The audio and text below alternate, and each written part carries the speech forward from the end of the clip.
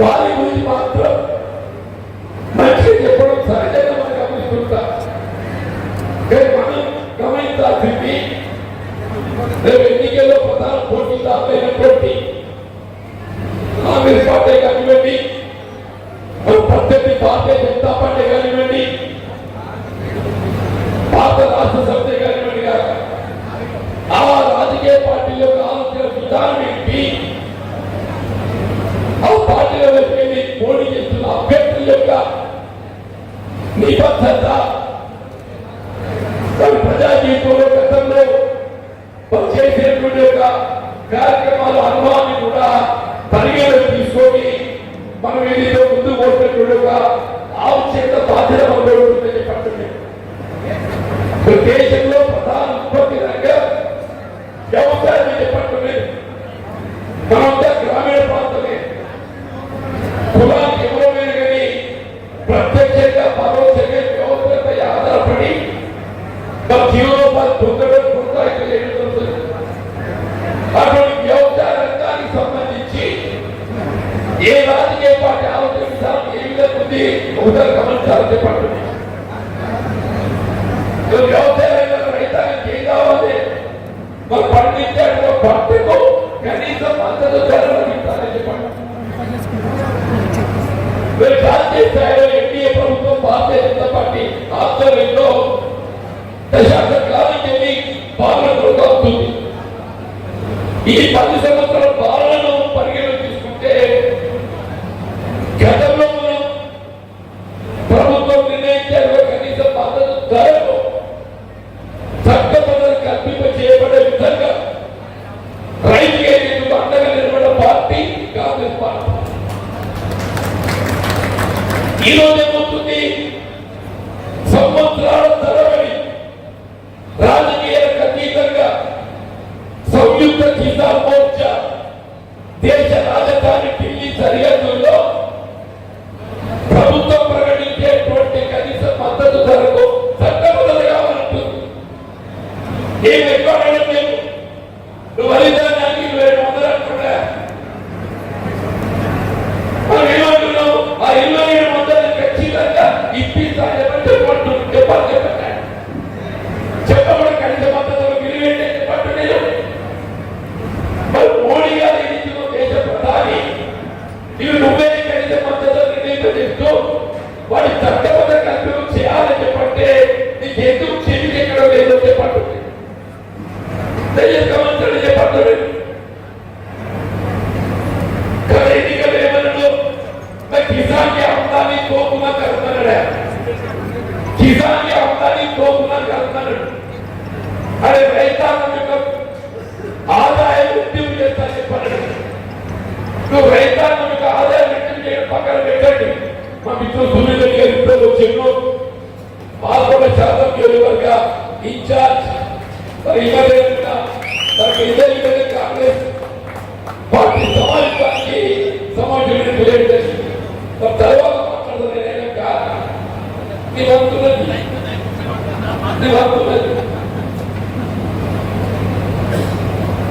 కిసాన్ కి అందాన్ని దోపున కడతారని, రైతు ఆదాయం రెట్టింపు చేస్తారని. 10 సంవత్సరాలు నడుస్తుంటే రైతు ఆదాయం రెట్టింపు ఇవ్వగలి, పెట్టుబడి మాత్రం రెట్టింపై పెట్టుబడి రెట్టింపై చెప్పండి. ఇవాళ ఎరువు బస్తాల వ్యవసాయానికి ఎరువు ధర ఇస్తుందో రెట్టింపై ఈ పొటాష్ కానీ సూపర్ కానీ కాంప్లెక్స్ కానీ నువ్వు ఏదైనా చెప్పండి. నేను ఇంట్లో అరవింద్ గారు మాట్లాడుతావు, మేము రసాయనిక ఎరువులకు ఎదిస్తుందో చేయడంతో రైతు కల్పిస్తుందో చెప్పండి. నువ్వు నిజంగానే రసాయనిక ఎరువులకు ఎదిస్తుందో చేయడంతో ఎంత రైతు కల్పిస్తుందో నాకు తెలియదు. కానీ ఒకసారి ఎదిస్తుందో 2014లో ఇదే రసాయనిక ఎరువులు తరలేకుంటే ఇవాళ ఉన్నాయి. ఒకసారి పొలు చూడాలని చెప్పండి. అలాగే ఎదిస్తుందో కాంప్లెక్స్ 970 1600 సిద్ధమవుతుంది. 970 28 ఇవాళ 1600 చెప్పంటున్నా. ఎక్కడ 970 1600 చెప్పండి. అలాగే ఏదైతుందో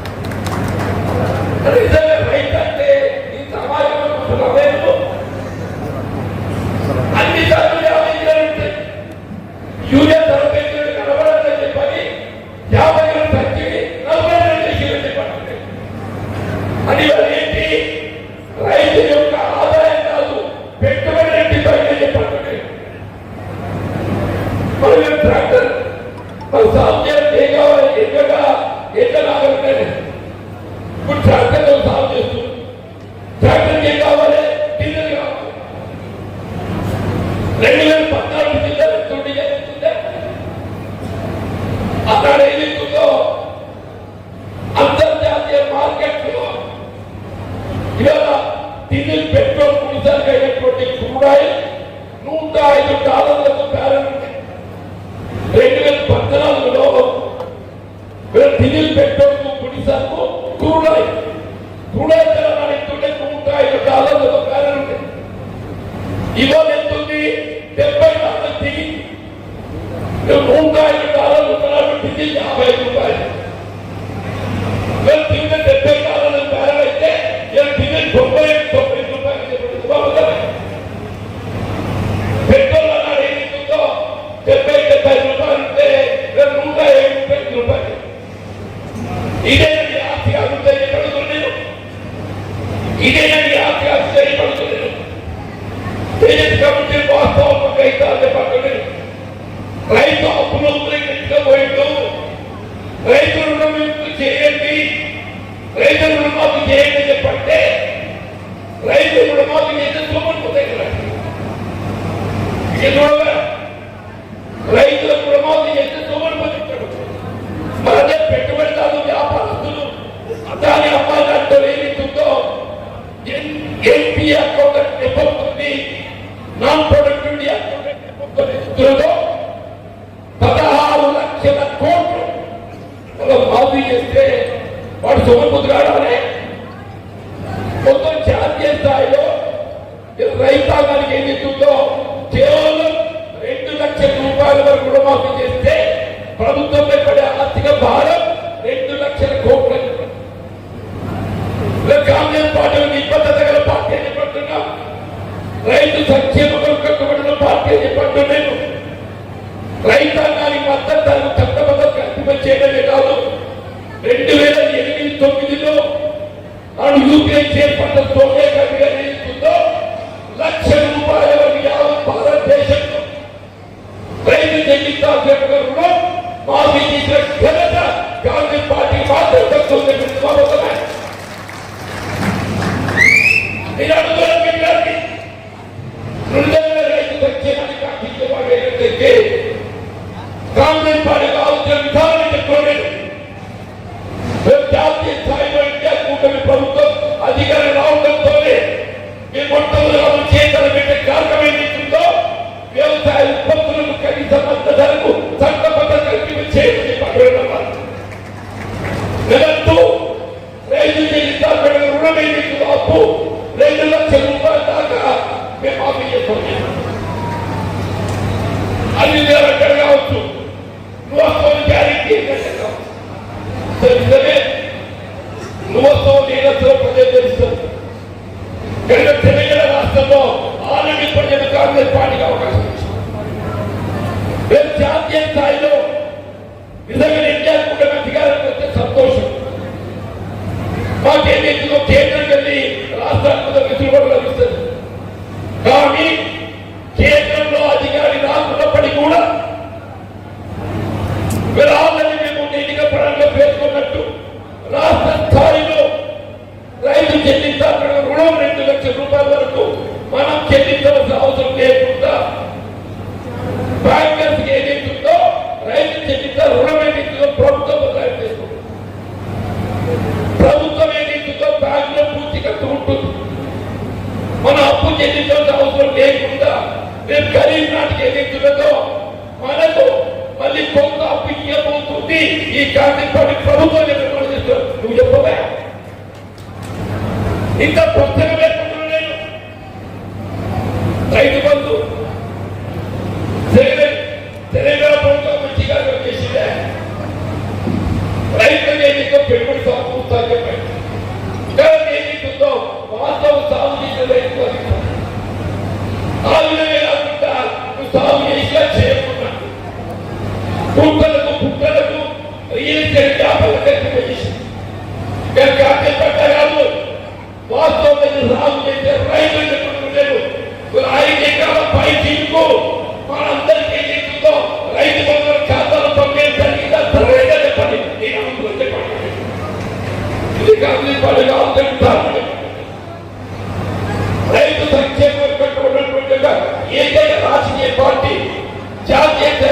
కాంగ్రెస్ పార్టీ మాత్రమే చెప్పండి.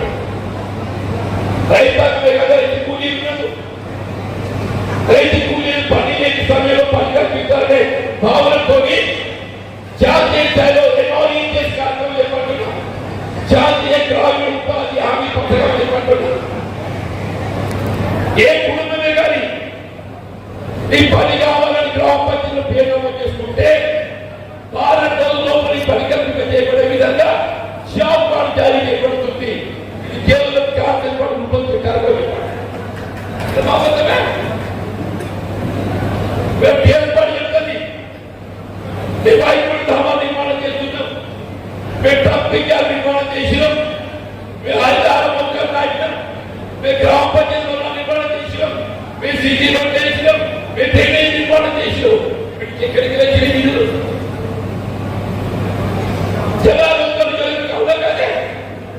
ట్రాఫిక్ జామ్ నిర్మాణం చేసినాం, మేము హరితార మొక్కలు నాటినాం, మేము గ్రామ పంచాయతీలో నిర్మాణం చేసినాం, మేము సిటీ రోడ్ చేసినాం, మేము డ్రైనేజ్ నిర్మాణం చేసినాం. ఎక్కడికి వచ్చిన నిధులు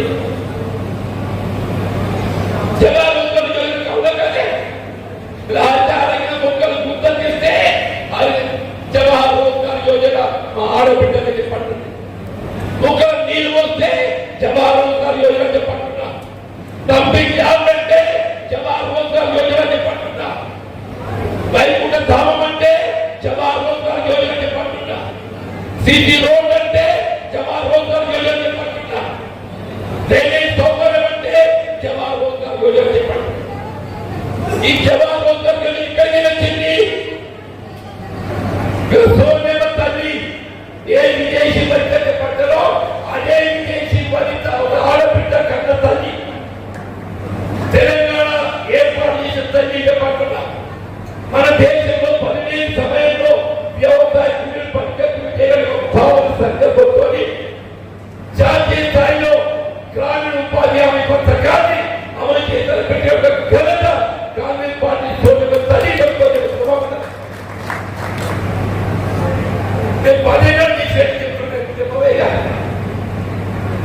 పది సంవత్సరాలల్లా నేను కాంగ్రెస్ పార్టీ చేసి చెప్తున్నాను. నువ్వు చేసి చెప్పండి, దయచేసి అభివృద్ధి చేయాలని చెప్పండి. మంత్రి ఏదైతుందో వ్యవసాయ తోడి ప్రాంతంలో ఎక్కువగా కల్పై ఆధారపడతాయి. మస్కట్ దుబాయ్ పోయేటువంటి యొక్క మన నిరుపేద నిరుద్యోగ యువత ఏదైతుందో మస్కట్ దుబాయ్ కావాలనుకుంటాడే ఇక్కడ భక్తులను లేక ఉపాధి లభించక దేశం కాని దేశం కట్టుకున్న భార్యను కన్న పిల్లలు పోతులేదో దేశం కాని దేశం ఎందుకు పోతుండో ఉపాధి నిమిత్తం భక్తులను కుదరపోతున్నాడు. అటువంటి కలుగుతారు సంక్షేమార్థం మీరు కేంద్రంలో ఎన్డీఏ ప్రభుత్వం భారతీయ జనతా పార్టీ కానీ రాష్ట్రంలో అలాంటి కేంద్ర ప్రభుత్వం భారత రాష్ట్ర సమితి కేసీఆర్ కానీ ఏం చేసిందే? ఉమ్మడి రాష్ట్రంలో కాంగ్రెస్ ప్రభుత్వం ఏ గల్ఫ్ విభాగాల ఉన్నాడికి గురైతే ఆ గల్ఫ్ కుటుంబాన్ని ఆదుకోవడానికి ₹1,00,000 సాయం చేసిన తెలంగాణ రాష్ట్రం ఏర్పాటు కాబట్టి కాంగ్రెస్ లక్ష్యం ఇచ్చింది, 5 లక్షలు ఇస్తాను. 10 లక్షల 10 ఏళ్ళ దాదాపు 2,000 కుటుంబం 2,000 కార్మికులు ఏదైతుందో విదేశాలలో ప్రమాదం కానీ బలవాన్ మరణం కానీ అనారోగ్యం కానీ చనిపోతే నేను చెప్పే లెక్క నోడి చెప్తానని నేను శంషాబాద్ ఎయిర్పోర్ట్ ఏదైతుందో శవపేట పోలీస్ స్టేషన్ నమోదైతే చెప్పాను. 2,000 కుటుంబాలు భర్తలు కోల్పోయి కుటుంబాలు అనాథలైతే ఆ ఉన్న బాధ మీద చేయాలి. అదేవిధంగా కాంగ్రెస్ పార్టీ చెప్పాడు నేను ఆ కుటుంబాన్ని ఆదుకోవడానికి కొరకు ప్రతి కుటుంబానికి ₹5 లక్షల నగదు రూపకంగా ఆత్మహత్య చేయడంతో పాటుగా ఆ కుటుంబం పిల్లలు చదువుకోవడానికి ఏదైతుందో గురుకులాశ పాఠశాలలో విద్యా బోధన వైద్య సదుపాయాలను ఇల్లు లేనటువంటి కలుగుతారు కుటుంబానికి ఏదైతుందో ఇళ్ళ నిర్మాణ కార్యక్రమం మన స్వదేశం తిరిగి వచ్చి ఇది స్థిరపడాల్సుకుంటే ఏదైతుందో ఆర్థిక సహాయంతో ఏదైతుందో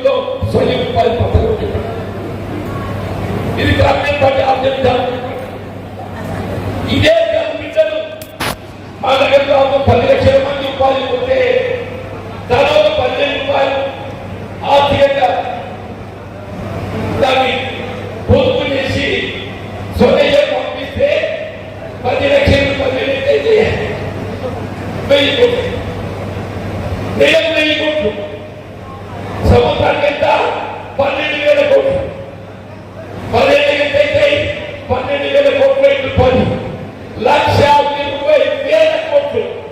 మన గల్ఫ్ కార్మికులు ఏదైతుందో వారి శ్రమంతో వచ్చి వారి ఆర్థిక సంపాదన ఈ దేశానికి ఏదైతుందో విదేశీ భాగస్వామ్యం 30 సంవత్సరాలకు ఘనత మన గల్ఫ్ కార్మిక బిడ్డలు. మరి అక్కడ గల్ఫ్ కార్మిక కుటుంబాలు ఆదుకోవడానికి కొరకు ఈ కేంద్రం ఏం చేసింది? మా మిత్రులు అరవింద్ గారు ఏం చేసిందే? చనిపోయిన కుటుంబాలను ఏదైతుందో ఆదుకోవడానికి కనీసం ఏదైతుందో శవాలను తెప్పించడంతో కూడా ఈ 1,05,000 కోట్లు ఏమైనా ఇక్కడ రాష్ట్రంలో పెట్టుబడి పెట్టింది. ఏదో పెట్టుబడి పెట్టింది. ఈ వైద్య ఖర్చులు, విద్య కోసం, పండుగలు, పాపాలు, ఆపత్తి, సంపత్తి ఇవన్నీ ఖర్చు పెడితే ఇందులో 10% రాష్ట్రంలో ఆదాయం సమకూరితే తెలంగాణ రాష్ట్రానికి 1,200 కోట్లు ఆదాయం సమకూరుతుంది. 12,000 కోట్ల ఆదాయం సమకూరితే ఆ కుటుంబ ఆదాయ బాధ్యత దయచేసి ఆలోచించని చెప్పట్టు. నేను కేవలం వ్యవసాయం రైతాంగమే కాదు, వ్యవసాయ కూలీలే కాదు, స్థానిక ఉపాధి లభించక మాస్కార్డు మాయకార్డులో ఉపాధి పొందుతున్నటువంటి మా గల్ఫ్ బిడ్డ రాష్ట్రంలో కూడా కాంగ్రెస్ పార్టీ కట్టుబడుతుందని చెప్పట్టు. నేను గల్ఫ్ కార్మిక సంక్షేమ బోర్డు ఏర్పాటు చేయబోతున్నాం. రేపు 16 తారీఖు ముఖ్యమంత్రి రేవంత్ రెడ్డి గారు గల్ఫ్ కార్మిక సంఘాలతో ఇప్పుడు ప్రయాణించిన 5 లక్షలతో పాటుగా వారి సంక్షేమం ఏం చేయాలని సలహాలు సూచనలు తీసుకొని అవి ఏర్పాటు చేసే దిశగా రేవంత్ రెడ్డి గారు అడుగుతున్నారు. మరి బీడీ కార్మికులు మా ఆడబిడ్డ ఏదైతుందో చేపడి మమ్మల్ని ఎదుగుతారు నిలబడి నుండి బీడీ చేస్తారు. బీడీ పరిశ్రమ అందుకోవడానికి కొరకు కేంద్రంతో ఇంతవరకు జిఎస్టీ రూపేనా నువ్వేదైతుందో పన్ను ఆదాయం పొందే ప్రయత్నం చేస్తున్నావు.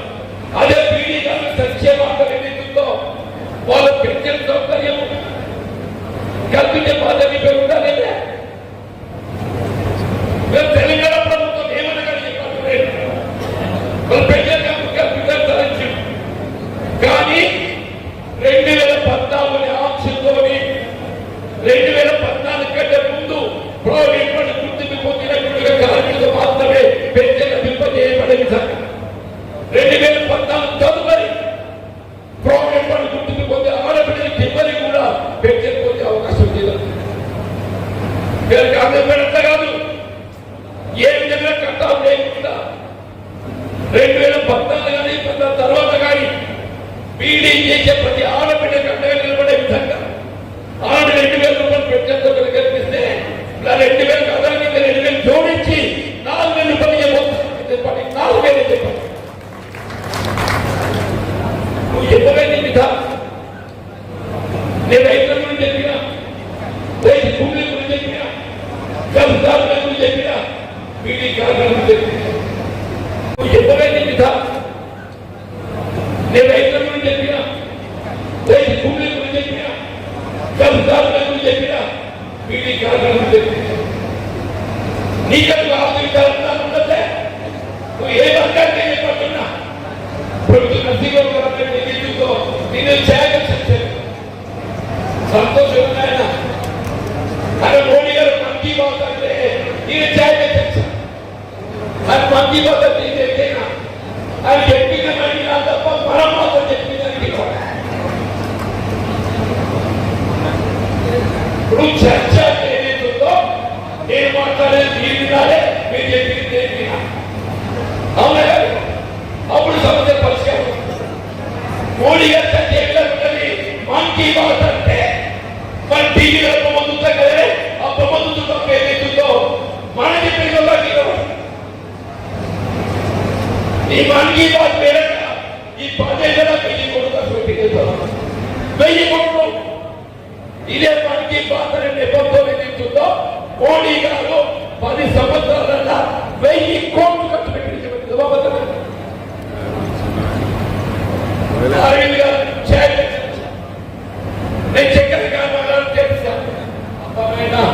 చక్కెర కర్మాగారం సంతోషం దండలు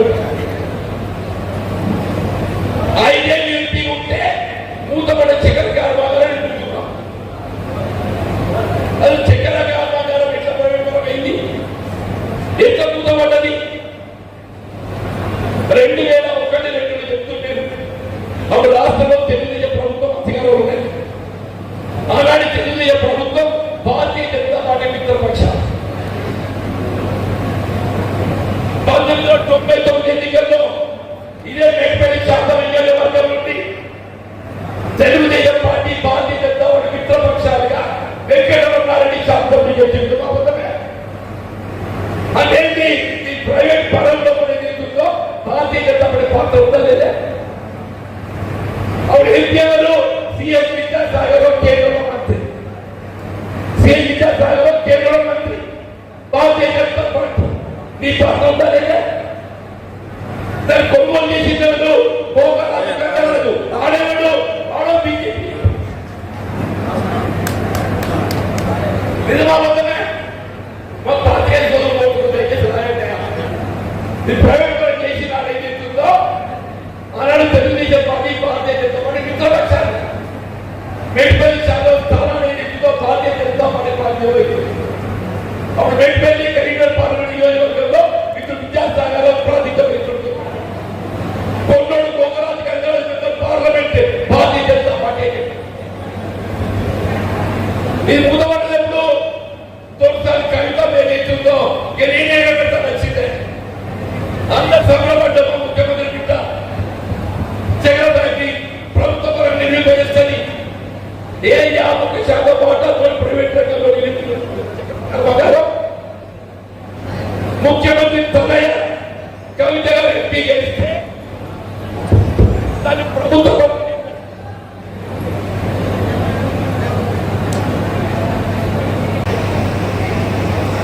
కవిత గారు ఎంపీ గెలిస్తే అంత ప్రైవేట్ రంగంలో చక్కెర కర్మాగారం ప్రభుత్వ రంగంలో ప్రభుత్వ పరంగా దాన్ని నిరూపించగలుగుతారు. ఏమైంది ఒకసారి ఏం చేసింది, ఇదేదో ప్రారంభించుకున్నది ఈ పూజేస్తే పేద గిట్టుబాటు ఉంటుందా అని చెప్పని ఇదే విద్యాసాగర్ మీ బాధ్యత. ఇప్పుడు ఎమ్మెల్యే తల్లి విద్యాసాగర్ చెప్పంటారు ఈ దొర ఇద్దరు కొట్టిన ఆయన 2010లో పూజేసింది. ఆ దొర పూజేస్తే అరవింద్ ఏం చేయాలి జరిగింది అందా లేదా? 5 ఏళ్ళు గడిచిందే. కేంద్ర ప్రభుత్వం ఏదైతుందో కాయపడ్డ పరిశ్రమలు సెక్యూరిటీ స్ట్రీట్ ఏదైతుందో పునర్ప్రారంభం చేశారు. అవకాశం వెసులుబాటు కేంద్ర ప్రభుత్వం.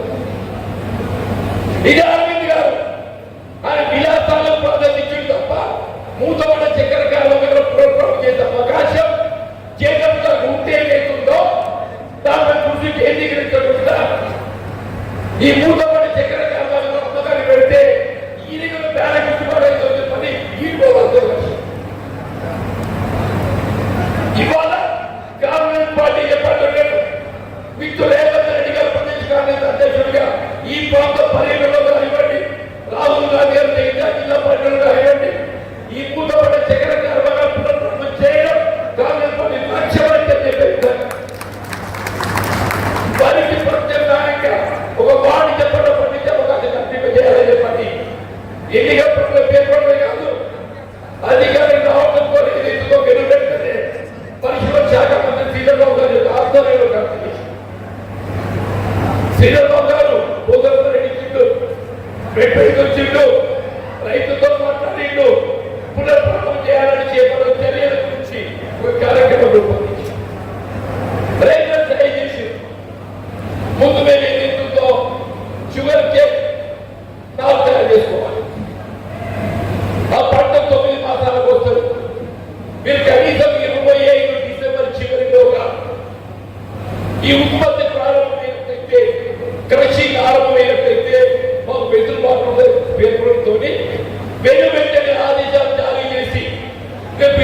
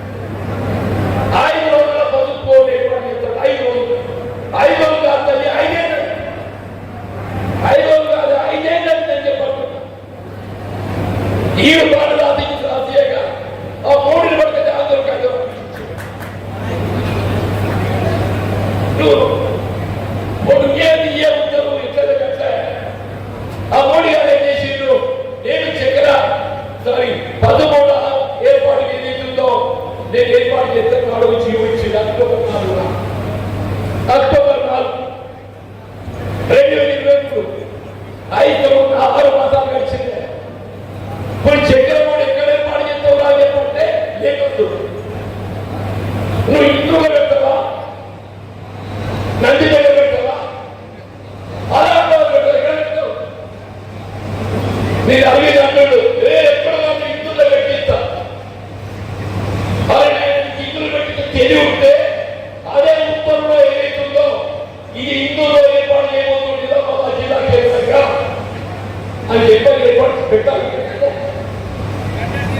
ఎందుకంటే చిత్తశుద్ధి లేదు.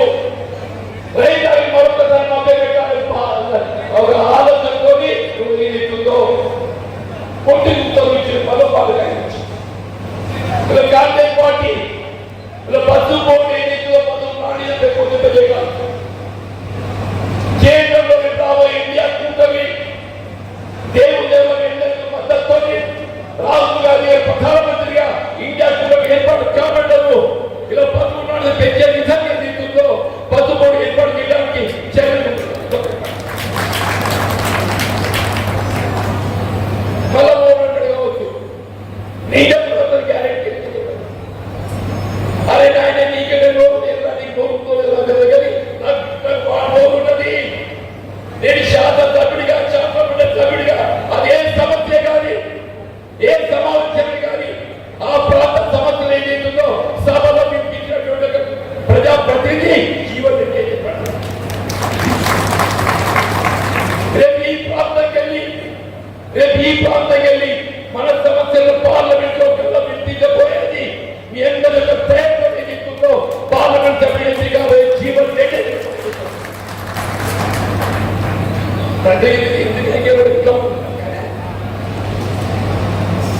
వాళ్ళు ఏదైతుందో సుదీర్ఘ ప్రజా జీవితం 40 సంవత్సరాలు 6 సార్లు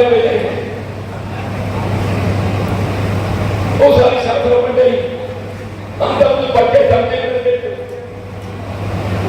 ఇప్పుడు మా మిత్రులు చెప్పారు ఓడిల ప్రతిసారి ఏదైతుందో దేవుడు అక్కడ పెట్టే నేను 94 ఎన్నికల్లో ఆశించబట్టకపోలేదు.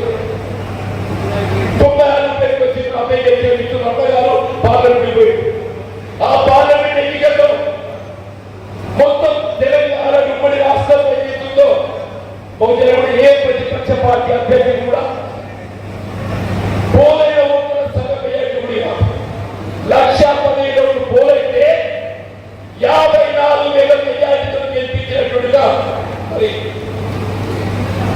గౌరవం ఈ ప్రాంత ప్రజానికి చెప్పండి. ఇప్పుడు కృష్ణాడు నువ్వు జయించాలి కాదన్నా మీకు నేను పొడి పట్టు జాగ్రత్త ఇంట్లో పొడి పడతామని చెప్పట్టున్నాను.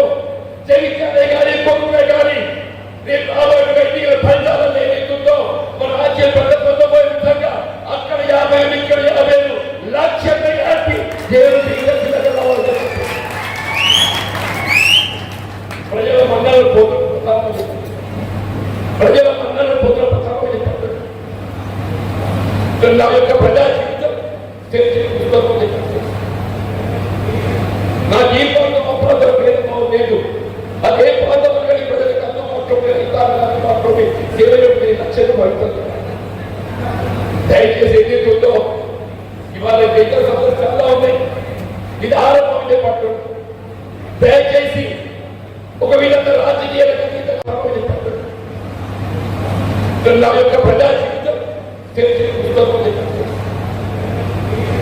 నా జీవితంలో అప్రాంతం భేదభావం లేదు. అదే ప్రాంతం కలిగి ప్రజలకు అందుబాటులో 20 లక్షలు లక్షలు పడుతుంది.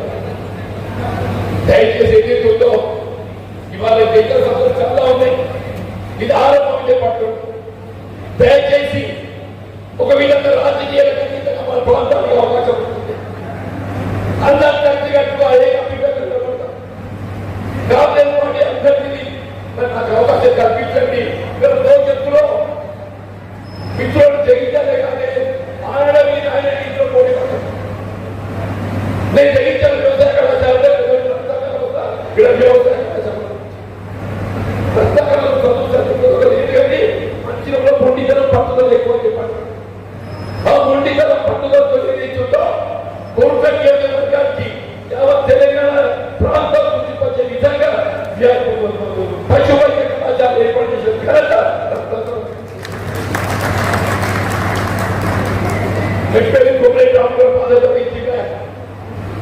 చిరునాడు స్నేహితులు చెప్పండి. మీ ప్రజాజీవితంలో ఆరంభం ఏదైతుందో 1980 కలిసి పనిచేసింది. ఇదే సందర్భంగా ప్రాజెక్ట్ నిర్మాణం చేయాలని చెప్పని ఆనాడు చెప్పాను. మీ కర్తాపూర్ మండలం బాలవాస్ ప్రాజెక్ట్ ఆనాడు ప్రాజెక్ట్ నిర్మాణం చేసిన ఏనాడైనా ఈనాడైనా ఈ ప్రాంతంలో చెందింది కోట్ల గారి పెట్టిందంటే ఇక్కడ పెద్ద దత్తాగారావు గారు, అక్కడ కోమరెడ్డి రాములు గారు, వీళ్ళిద్దరు అర్థం జరిగింది.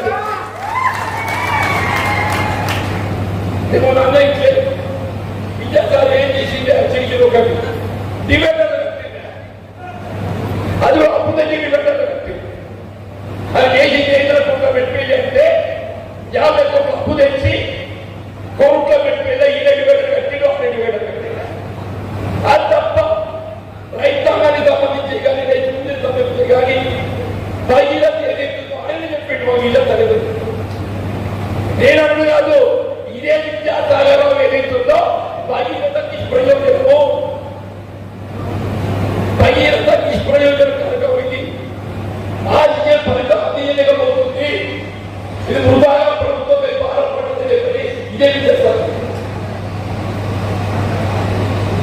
ఏదైతుందో మాటలు కాదు, చేయడం ప్రభుత్వం కావాలి, చేయడం ప్రభుత్వం కావాలి, పని చేసే నాయకుడు కావాలని చెప్పాడు.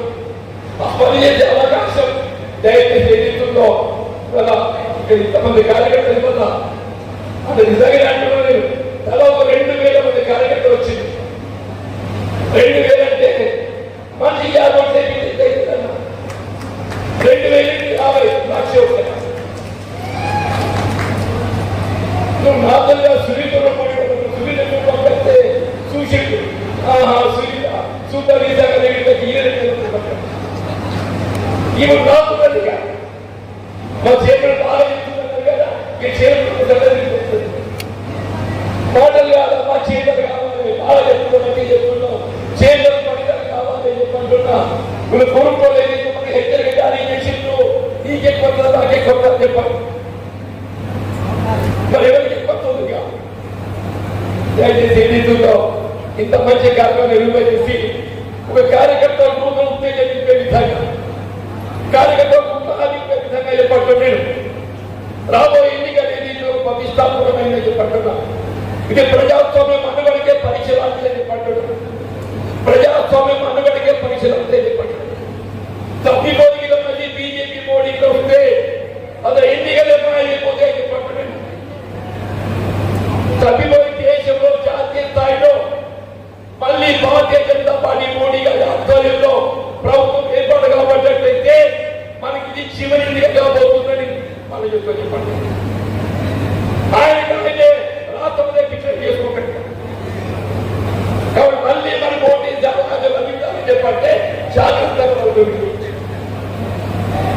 దయచేసి అందరూ కూడా మరొకసారి చేతులెత్తి నమస్కరిస్తూ అందరూ కూడా కలిసికట్టుగా ఏకాభిప్రాయంతో ఎన్నికల్లో రాబోయే ఎన్నికల్లో మరి కాంగ్రెస్ పార్టీ అభ్యర్థి విజయం ఎన్నికల్లో మీ విజయంగా భావించాలి.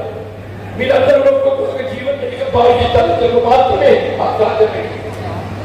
నేను వాయిస్ కూడా వాస్తవం చెప్పనుకున్నా. అందరూ అంటే ఉత్సాహంగా చెప్పి ఎంత ఉత్సాహంగా కానీ వాయిస్ చెప్పనుకున్నా. మీరందరూ ఒక్కొక్క జీవనగా భావించాలని రాబోయే ఎన్నికలు ఏదైతుందో నిజామాబాద్ పార్లమెంట్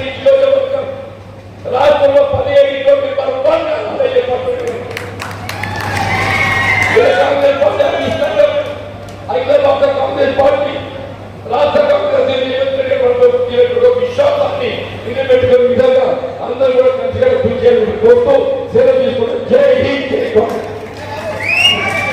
ఒక్కసారి అందరూ